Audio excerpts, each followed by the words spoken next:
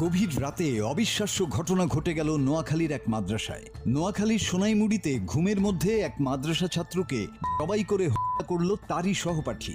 এই ঘটনায় তাৎক্ষণিকভাবে অভিযুক্ত ছাত্রকে আটক করা হয়েছে। গতকাল রাত্রে আমরা যেটা আজকে ভোর 6টায় আমরা জানতে পারলাম যে এখানে একটা ছাত্র তাকে হত্যা করা হয়েছে।